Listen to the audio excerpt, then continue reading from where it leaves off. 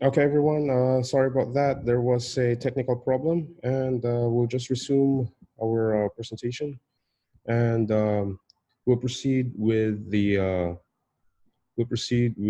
our respective introduction sessions. Again, welcome to our webinar, the AgriClimate Awareness, a webinar on youth initiatives for climate-smart agriculture in Asia Pacific. And this is the product of collaboration between the ATO-ClimatEducate project and the Nepalese Youth for Climate Action. And through our collaborative partners in various provincial chapters of NYCA in Chitwan, Pokhara, Baitari, Siangja, and Climate Nepal, IAS, LC HiCast, and Kathmandu Climate Save, and of course our partner in Nigeria, Break Free Plastic Initiatives. So we just had a technical problem, and then we'll just proceed with the presentations. First, I would like to call on Ms. Yoshika Suberi Ms. Casey Shreya of the Nepalese Youth for Climate Action. She will deliver her short statement of introduction regarding the webinar.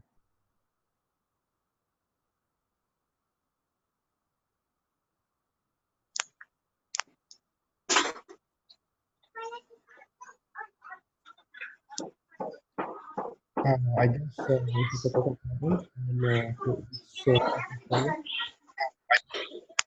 Let us proceed with Mr. Manish Gautam of NYCA Chitwan.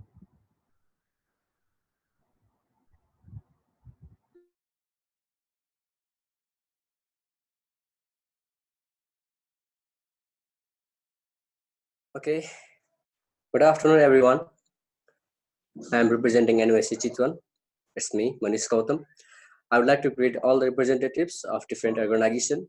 I have been working as the coordinator of NYC Chitwan for about 2 years, and we are working to raise climate awareness among the people here in Chitwan and nearby districts. NYC Chitwan is a group of youths who are both climate enthusiasts as well as agriculturists. They are highly motivated to contribute mitigating the impacts of climate change in the field of agriculture sector. I will also be speaking in this webinar about certain topics related to climate smart agriculture. And okay, I wish all the best to all the participants and express my gratitude for granting this opportunity to me. Thank you. All right, thank you so much, Mr. Manish Gautam. And then we'll proceed with Saugat Takal of NYCA Siangja in Nepal.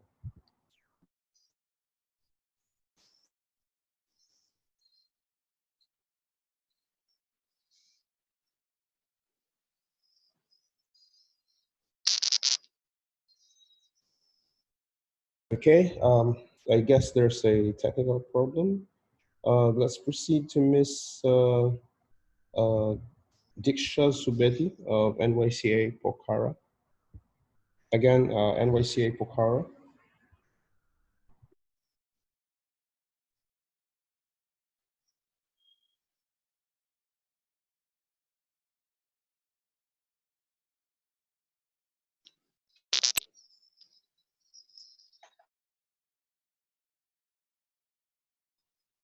All right, I guess there's a technical problem.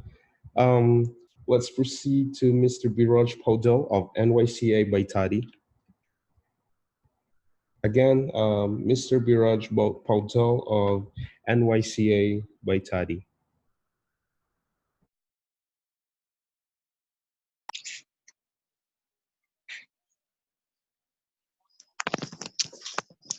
I think, all right, I think Ms. Diksha Subedi is online. Okay. Hello. Hello. Hello, everyone. Yes. Okay. I'm Diksha Svidya. I'm from NYCA Pokhara. I'm working as a school campaign coordinator since 1 year.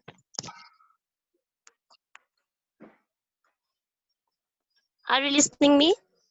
Yes, yes. Thank you so much. All right.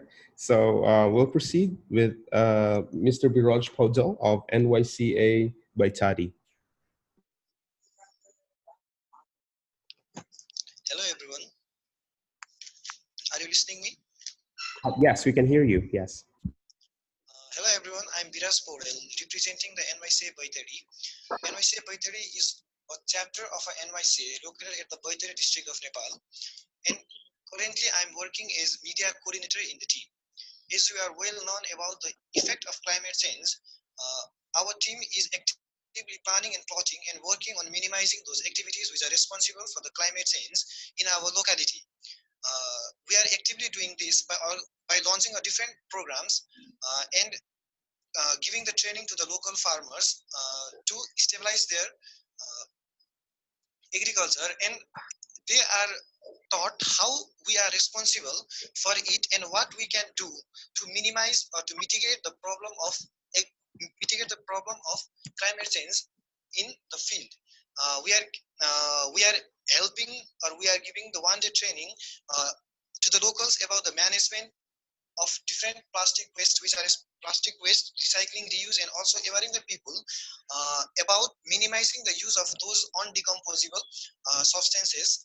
We are launching a different programs such as plantation programs, which will help in mitigating the effect of carbon emission. We have a different field activities such as agroforestry. We are providing the farmers, teaching the farmers about the carbon smart plantation like IPM, agroforestry, further management, biogas, and such activities we are carrying for in our team. Thank you. Yes, thank you so much, Mr. Viraj Paudel. And let's proceed to Mr. Rajesh Kunwar of Climates Nepal.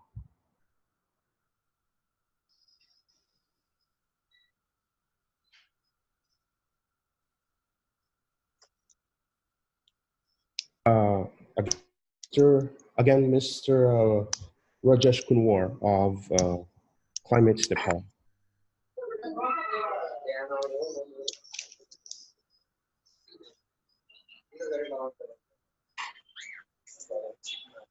Okay, I think there's a technical problem. Let's proceed to Ms. Abhishakya of Kathmandu Climate Save. Hi everyone, I'm Abhishakya. I represent Kathmandu Climate Save. So Kathmandu Climate Save is a group that primarily works on, it's a group of animal activists to be honest, and we're working on ending animal agriculture, greening the earth and phasing out fossil fuels.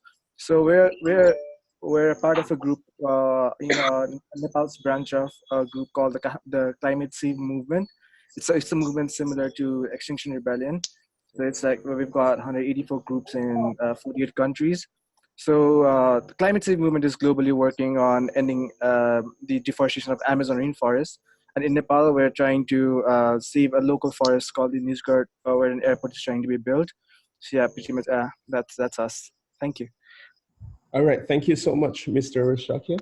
And let's proceed to Mr. Muhammad Shamsuddin Ibrahim from Break Free from Plastic Initiative from Nigeria. Hello. Can you all hear me? Yes, we can hear you. Please proceed.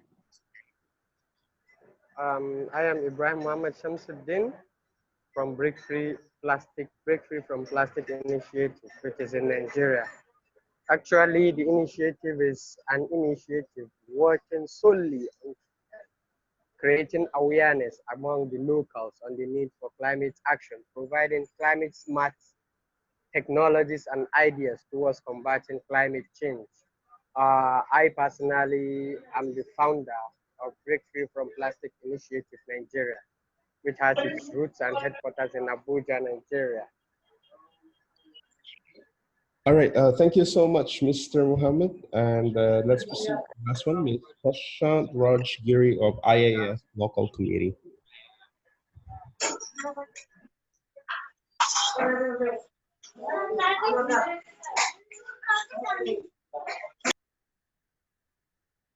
Okay, I think since we're running out of time, let's proceed to the introduction of our first speaker from the Philippines. Okay, okay. So again, these are the information about the participating organizations in this webinar. And I believe that they're doing a great job in the field of climate change advocacy and education, and as well in agriculture. So the objectives of this webinar is to clarify and give more information about climate smart agriculture. The second one is to provide more insights and feasible solutions on how the youth can engage in climate smart agriculture. And the last one is to exchange ideas and solutions regarding particular adaptation solutions in the agriculture sector. So let's proceed to, okay, so the target audience that we have is high school students in Asia Pacific and Africa. And the second one is the youth climate and environmental advocates from around the world, as well as climate smart agriculture advocates. So we have the webinar program here. And the first, just to introduce you, is Mr. Erwin from the Philippines. He is a licensed agriculturist and an urban farmer. Erwin has been working for urban food security since 2016, and he started Urban Agriculture PH. So it's a go-to resource Facebook page for urban agriculture news and tips, tricks in the Philippines. The following year saw the growth of his advocacy as he worked on the development of the urban farm at East Tremble, Makati City in the Philippines, as part of the Change Project under the Future Digging Leaders Program of the Asian Institute of Management. Again, everyone, it's my honor to introduce to you Mr. Erwin Belen from the Philippines. All right. Is everyone hearing me? Yes, yes, we can hear you. All right, all right. So, mabuhay from the Philippines. So it's good night here. It's evening. So good evening to everyone. So I'll be presenting our project in East Tremble, Makati. So I'll just share. Can I share my presentation? Oh, sure, sure. I will just stop the sharing, right? Okay. All right. I'll be sharing my presentation here. So first, let me tell you a story. So I am an agriculturist by profession, and it is my passion to do urban agriculture. So if you will see in the picture, that's the lettuce I grew from our house. And actually, I started my advocacy in urban agriculture when I was working with a private firm here in the Philippines. So we go around different areas in Metro Manila, and we teach people how to do urban agriculture. And in 2017, so I started my own farm, and I see urban agriculture as an accessible source of food. So if you can see that bitter gourd or ampalaya, we call it locally as ampalaya. It's around 18 inches in size, in length. So food access in Metro Manila is always threatened by its, as most of its food is sourced outside. So Metro Manila is very much reliant on other provinces. And our problem is, what if the food supply is cut? So Philippines is very much known for its typhoons. So we are being visited by around 25 typhoons per year. So a lot of these typhoons are devastating our agricultural areas. So in Barangay East Trembo, so the people there loves to plant, and there is also an urban farm and some pocket gardens that the locals are planting vegetables. So they also have their own materials recovery facility. So they collect all the recyclables, all the plastic waste, and they also do composting. So they collect food waste from local eateries and restaurants, and they compost it. So they use it for the inputs for the farm. So I went around the barangay, and I talked to the locals, and they see the opportunity with urban agriculture, and they saw that they can use the PET bottles for their planting. So that's why we came up with the project. So that is called the Urban Farm in East Tremble. So it's a community-supported agriculture, and we are aiming to provide accessible food for all. So basically, it's a farm. So with a farm, we have a production segment. So we are planting high-value vegetable crops, and also we are doing composting, other farm activities, and we try to sell the produce. But for its sustainability segment, the community is very much active in its contribution for the farm. So the community are bringing in those recyclables and all those biodegradable materials, and it's being sent to the farm for recycling and composting. In return, the farm will produce vegetables that is cheaper for the community because since there's no input cost, uh, the demand, the use for fertilizers is less, and then there's no transport cost since it is within the city, it is within the community. So all in all, we call this system the waste to waste concept.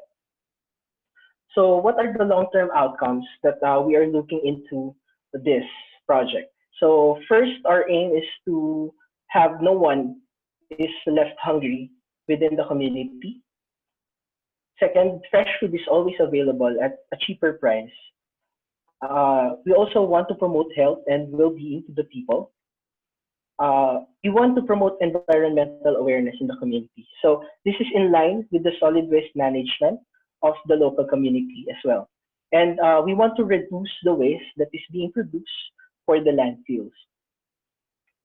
So this is the farm before. This is around October 2018. As you can see, there are few plants, but last January, the Department of Agriculture has provided us the greenhouse for the plants, and then they also provided other inputs such as the shredder, some tools, and the gardening soil. So we try to estimate the values that the greenhouse can produce. So within that 50 square meters, so we can produce 150 kilos of tomato, eggplant around 75 kilos, and ampalaya. So these are the values that are estimated that can be produced within the greenhouse. So me as an agriculturist, so I train them, I train the people how to do proper planting. So I taught them how to use seedling trays, and also I taught them how to reuse PET bottles as an efficient container for the plants. So we call this the EPP, or the enhanced potting preparation. So we use a PET bottle, that's a 1.5 liter PET bottle. We cut it in half, and then we fill it with soil. So we put the plant, and then on the top part of the bottle, we put holes. So these are drainage holes. So when we put water, the bottom part will be the water reservoir, so that the watering will not be as regular. So we can water it maybe once or twice a week. So these are the plants, and after a few months, I visited them again. This is around April or May. This is the farm now. So as said earlier, Urban Agriculture PH is part of the Future Bridging Leaders Program of the Asian Institute of Management. And actually, I presented it on the plenary, and it won the top prize for the pitching competition. So also we have been featured with local media outfits such as Rappler and ANC. And here are our future activities for the farm. So we'll be providing trainings for the people who wants to go into urban agriculture. We want to promote awareness on proper waste segregation. And also we want to set up the farm as a trading hub for vegetables, and also for the waste that it can be collected. So I think this is the end of my presentation. Thank you very much for listening. All right.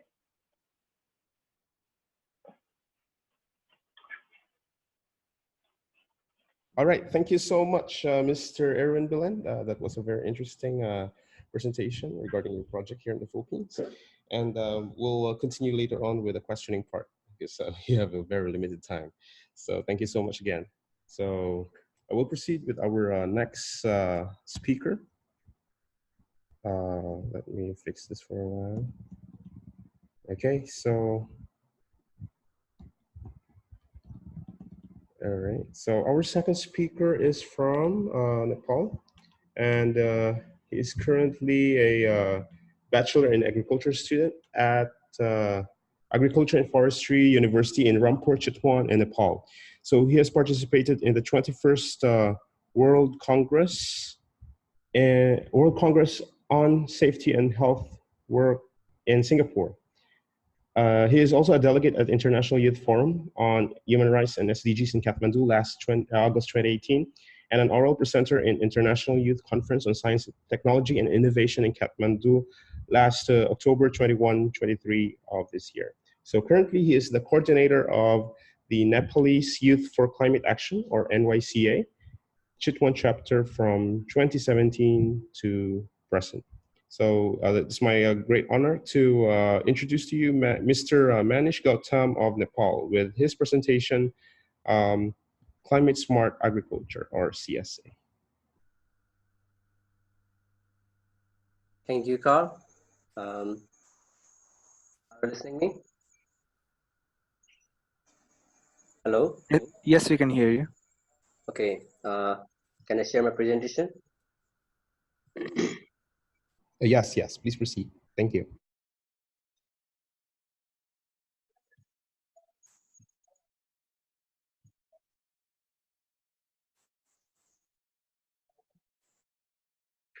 Okay. Good afternoon, everyone. I am Manish Gautam. I have already introduced myself. I am a representative of NYCA Chitwan and currently studying Bachelor in Agriculture at Agriculture and Forestry University, Nepal.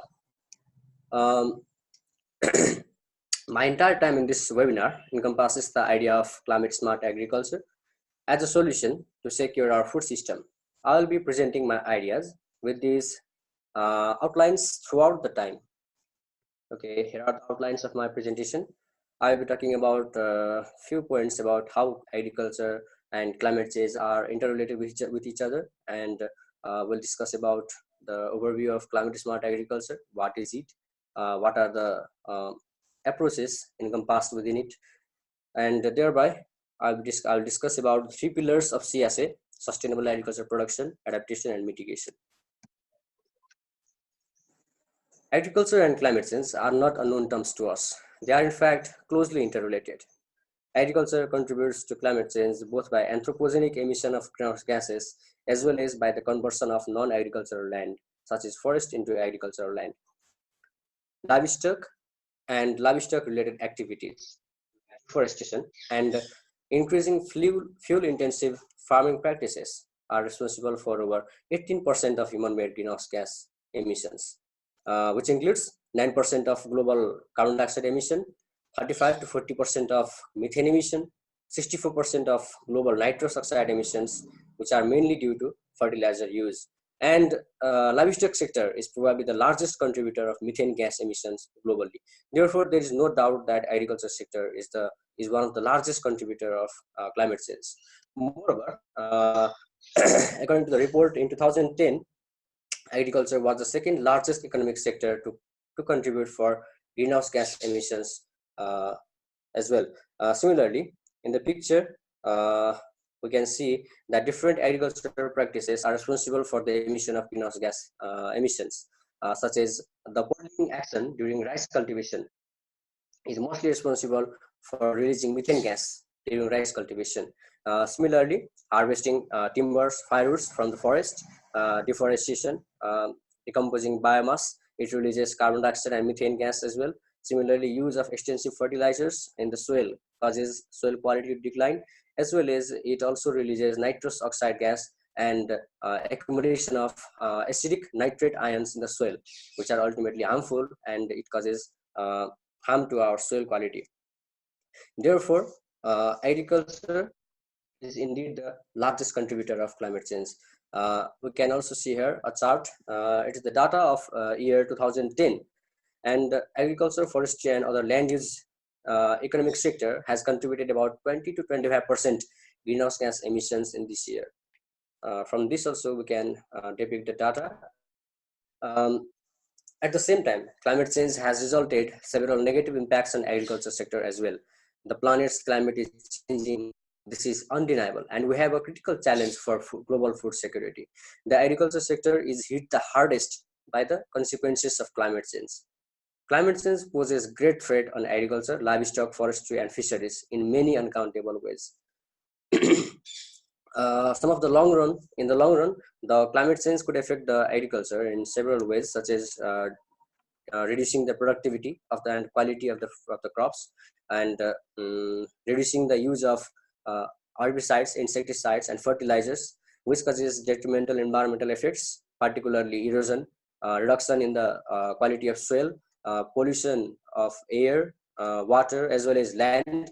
Similarly, it also poses great threat in the adaptation and survival of different organisms from water to land, as well as human beings.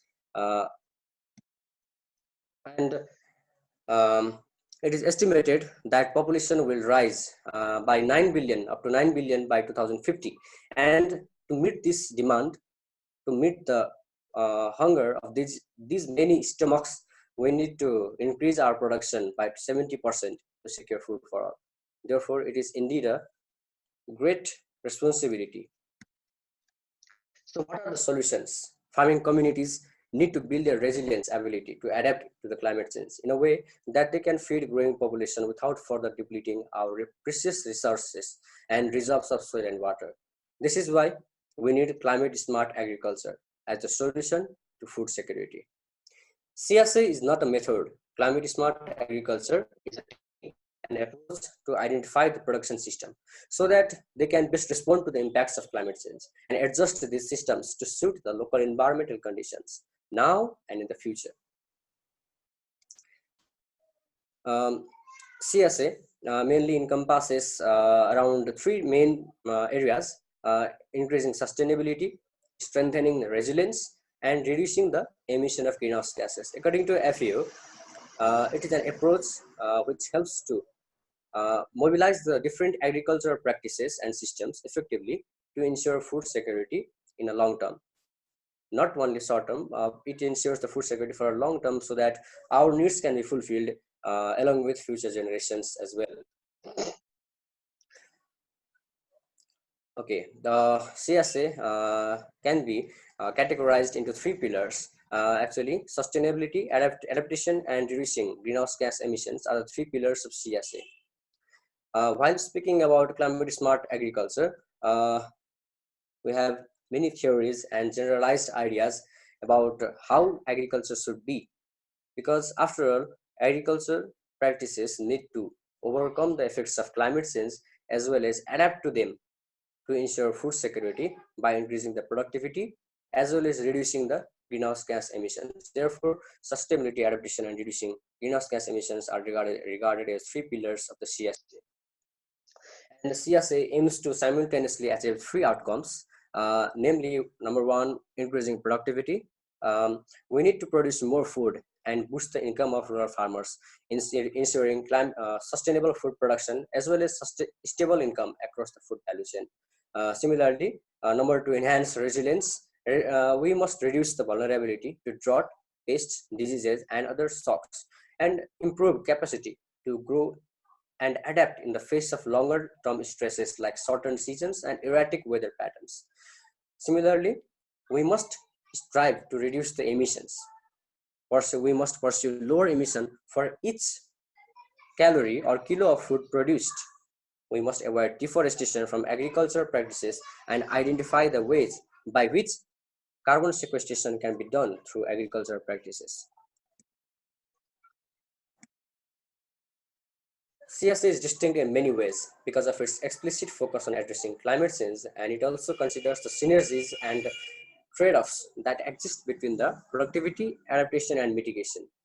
So we have three questions in hand: how to achieve sustainability, how to adapt, and how to mitigate the climate change by reducing greenhouse gas emission.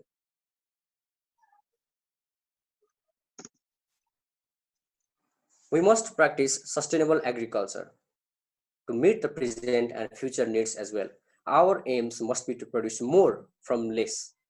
Diversification of agriculture production, increasing productivity through biofertilizers, ensuring better income across the agriculture value chain, uplifting rural farmers are included as sustainable agriculture approach under CSA.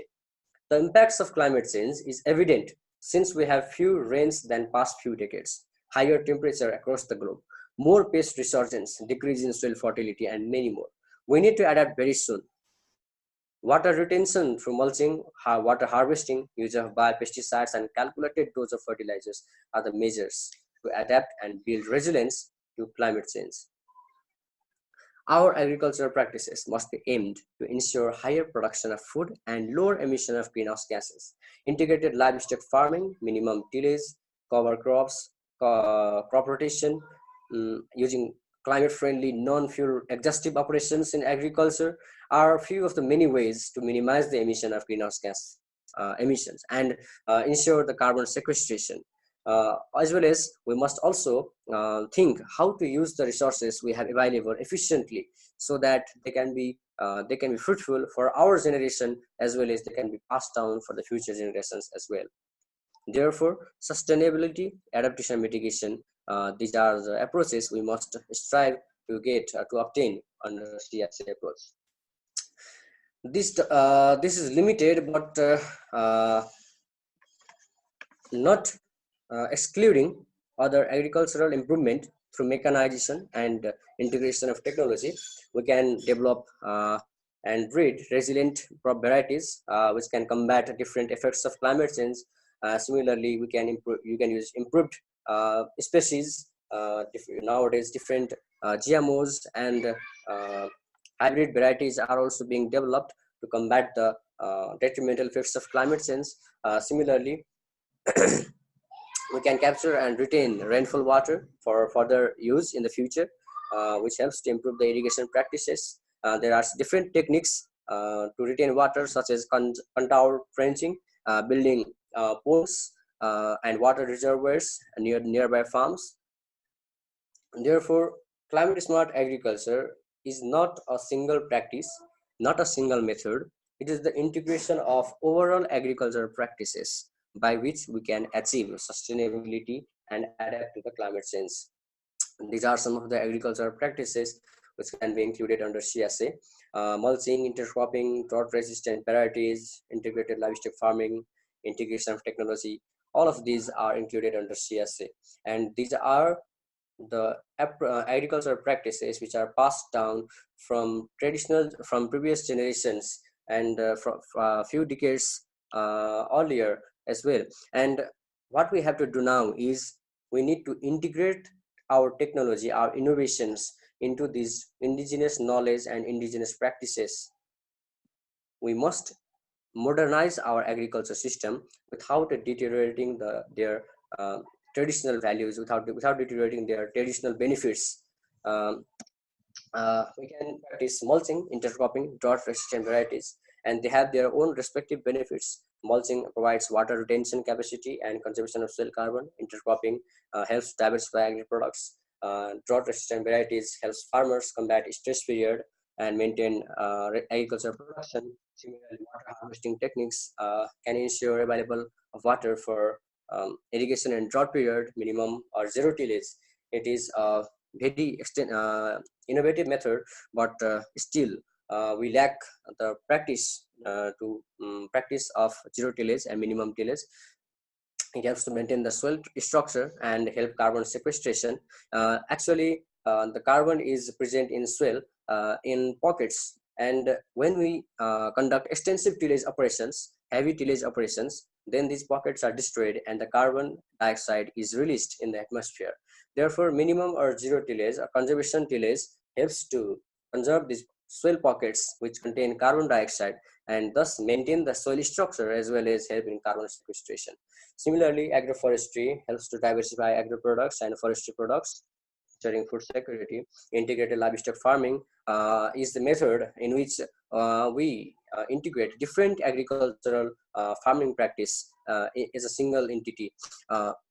And the output of one agricultural practice is supplied as the input for another. For example, in rice fish integrated farming, the fish provides fertilizer to the rice in the form of its excreta, and the rice field contains different weeds which are the food for the fish. Therefore, at the same time, we can cultivate rice as well as fish. Therefore, such integrated livestock farming can also help to ensure food security, and it is also climate friendly as well. Integration of technology, it is compulsory in today's era if we want to maximize production and optimize the agricultural practices. And similarly, use of fertilizer.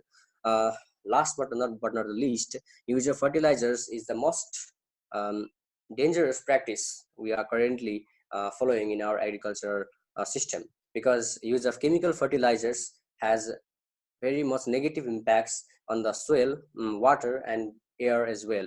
Therefore, we need to reduce the use of chemical fertilizers and promote the use of biofertilizers as well. So these are some of the agricultural practices which can be integrated as CSA approach. And CSA as sorry for intruding. Okay. Thank you so much, Okay. Mr. Gautam. And your presentation was really interesting. And it was my first time personally to know about the CSA. And there's one question from Miss Casey Shreya. And it says that, Mr. Manish Gautam, could you please add some exemplary examples or exemplary works on CSA? She said that I'll be adding it about it. Okay, I'll be adding it soon. Okay, thank you for your suggestion. Okay, I would like to continue my presentation, and I will add some examples too. Okay, CSA is an approach, but it cannot be fulfilled by farmers. Therefore, it requires investment in agriculture and knowledge of local institutional practices as well as harmonized policy. So, you asked about an example. I have presented here an example of CSA. This is an CSA practice which is currently being practiced in Kenya by Joshua, and in this practice he has integrated several agricultural practices in his farm.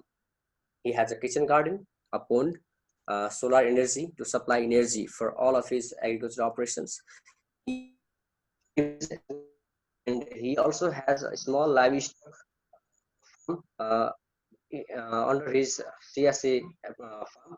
Similarly, he has planted trees, the fence line around his farm. Similarly, the trees act as shade and fodder building. Also, he has chickens. So basically, he utilizes the products of livestock and his garden, from where he obtains his food and sustains himself.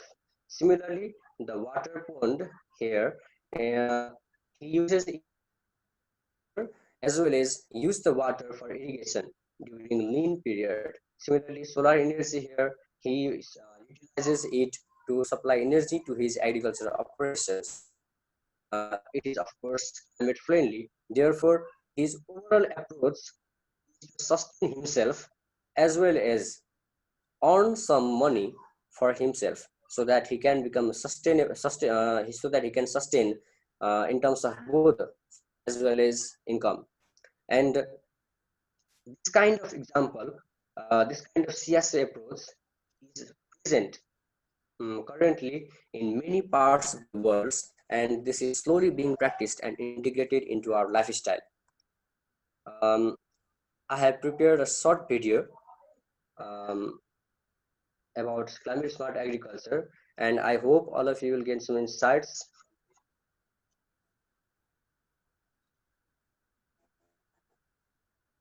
So, is the audio available?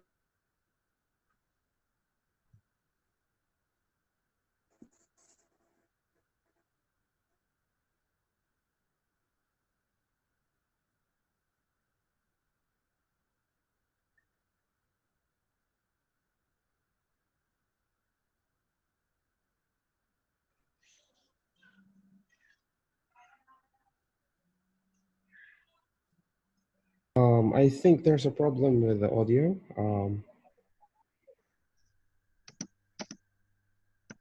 Sorry? I think there's a problem with the audio.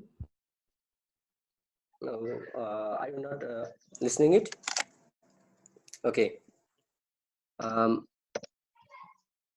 So, can you hear it?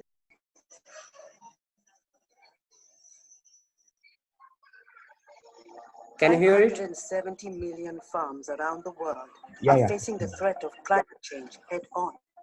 And yet we're demanding more from agriculture than ever before. More food for our growing population. Better incomes for those working across the food chain. And the careful management of our planet's soils and water resources. This is no easy task. How can our agriculture sector step up to this challenge? The answer? Climate smart agriculture. Climate smart agriculture aims to help find new ways to adapt and thrive under climate change. It's based on 3 interlinked goals: increasing agricultural productivity and incomes sustainably and equitably, helping food systems and farming livelihoods be more resilient, and minimizing agriculture's greenhouse gas emissions. Farms of every type and every size can become climate smarter. For example, by identifying and promoting sustainable farming practices and tools, using inputs more efficiently and effectively to grow more from less, and building markets where farmers can access what they need and sell any surplus of what they produce. Climate change is a challenge to our food system, but it's also an opportunity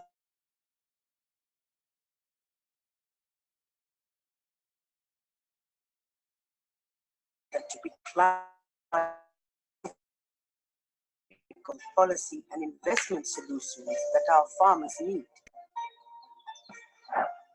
Climate change is actually affecting farmers in the region. Sometimes you actually have rains when we are not expecting. We have droughts when we are not expecting. The pests, the new weeds, invasive species. We have observed the winters that they are much more longer than usual. Everyone say climate change affect their daily life, affect their crop, affect their production, affect their activities in agriculture especially. All right, thank you, Mr. And that was quite a very interesting presentation. And help. So, maybe with the question portion. Farmers are finding ways of responding to climate change. Intercropping and multiple cropping. Thank you so much. Companion planting. So, crop rotation. Okay, let's proceed to the questions. Use the best practices for everything. Questions with the speakers. So, can I ask for the last final question from Ms. Casey Shreya regarding your question that you sent? Because we're running out of time. Apologies for that. Hello. Thank you, Yes, Manish, I can for hear the you. wonderful Yes. presentation. Now, I want to know about some exemplary works on climate smart agriculture that is being implemented in Nepal. This much. All right. That was a question for Mr. Manish Gautam. Yeah. All right. Okay.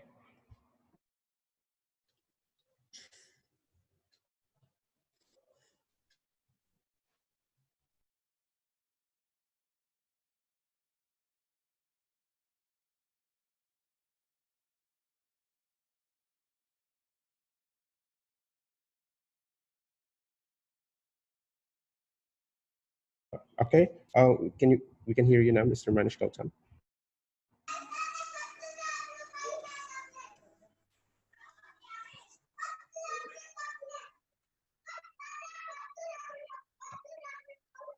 Okay. I guess Ms. Shreya, can you please repeat the question, and then we'll wrap up our webinar.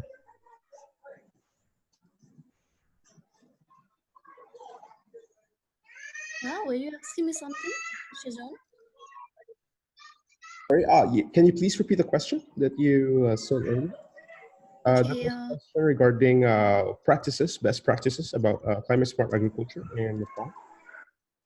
yeah, once again, I just want to know some examples of climate smart agriculture being implemented in Nepal. Okay, sorry, I had some technical problems here. My net Okay. was quite slow. Okay. Are you listening to me? Yeah, yeah. Yes, we can hear you. Okay. Actually, climate smart agriculture is not a new concept, but just it involves some of the modern agriculture practices, and we need to integrate some agricultural technologies. So, not in many parts of the Nepal, but there are several climate smart villages being established in Nepal, and I have visited one of such sites in Chitwan district. Uh, there he had established a floriculture farm, as well as he had reared a large poultry farm beside nearby his floriculture farm, where he had almost about 3,000 layer poultry for obtaining eggs. So I visited the farm along with some of my friends, and I asked him about it, and he just said he got the training from the district agriculture office before it was collapsed, and he received training on how to integrate two different agricultural practices as a single entity, and how to gain benefits from them. So what he does is he rears the poultry. He utilizes the manure and litters from the poultry and applies as a fertilizer, applies as a manure in his floriculture farm. Therefore, he doesn't need to buy chemical fertilizers, and thus can utilize the composts and the organic manure he obtains from his poultry farm. But and similarly, he utilizes the seeds, the grains, and the wastes that he obtains in the floriculture farm to make litters and bed for his poultry farm. But however, he is also thinking now to establish a vermicompost site in his farm area, so that he can utilize more organic manure for his horticulture farm, because it is still not sufficient to fulfill the fertilizer requirement in his farm with poultry manure alone. So basically, this is a single CSA approach I have visited so far, but I believe there are many CSA examples being practiced throughout the Nepal. So does it fulfill your query, Ms. Ria? Yeah, okay. Yeah, Thanks, Manis, for clearing. I do have some confusions, but due to the time limit, I will not be asking here. I think we can communicate individually next time. All right. Thank you. Welcome. Thank you so much, Ms. Sherry and Mr. Gautam. And I have one last question. Sorry. I would like to ask Mr. Belen, if it's okay. Since we're both Sure. I would like to ask about urban agriculture is a new concept to me. And I want to know about its role in climate mitigation, basically. So how can urban agriculture contribute to climate mitigation and climate adaptation efforts as well?